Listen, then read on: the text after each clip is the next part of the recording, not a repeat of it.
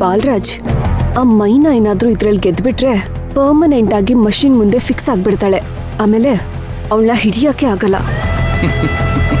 Madam, ಆ ಹಳ್ಳಿ ಗುಗ್ಗು ಗೆಲ್ಲೋ ಮುಖನ ಈ ಗೇಮ್ ಒಂಥರ ನಮಗೆ ಒಳ್ಳೇದೇ ಆಯ್ತು ಬಿಡಿ. ಒಳ್ಳೇದಾ? ಹೇಗೆ? ಅವಳು ಸೋಲೋದಂತೂ ಕನ್ಫರ್ಮ್. ಅವಳು ಸೋತ್ರೆ ಧ್ರುವಂಗಂತೂ ಮುಖಭಂಗ ಆಗುತ್ತೆ. ಆಮೇಲೆ ಈ ಗಾರ್ಮೆಂಟ್ಸ್ ಅಲ್ಲಿ ಮೈನಂಗೂ ಧ್ರುವಂಗೋ ಕಿಮ್ಮತ್ತೇ ಇರಲ್ಲ.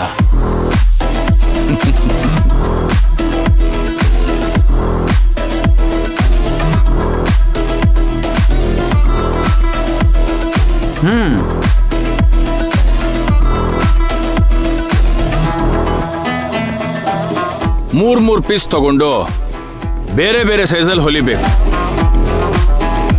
ಬಾಲರಾಜ್, ಮೂರ್ ಸೈಜಲ್ಲಿ ಅಂತ ಹೇಳಿದ್ರೆ ಇವ್ರಿಗೆ ಕನ್ಫ್ಯೂಸ್ ಆಗಲ್ವಾ? ಸರ್, ಕಾಂಪಿಟೇಷನ್ ಅಂದ್ರೆ ಎಕ್ಸಾಮ್ ಇದ್ದ ಹಾಗೆ. ಕ್ವಶನ್ಸು ಕನ್ಫ್ಯೂಸಿಂಗ್ ಆಗಿರ್ಬೇಕು. ಟ್ಯಾಲೆಂಟ್ ಇರೋರು ಪಾಸ್ ಆಗ್ತಾರೆ, ಗುಗ್ಗುಗಳು ಮಕಡೆ ಮಲ್ಕೋತಾರೆ. ಏನ್ ಮೇಡಮ್? ಹೌದೌದು. ಇಬ್ರು ಮಿಷಿನ್ ಮುಂದೆ ಕೂತ್ಕೊಳ್ಳಿ.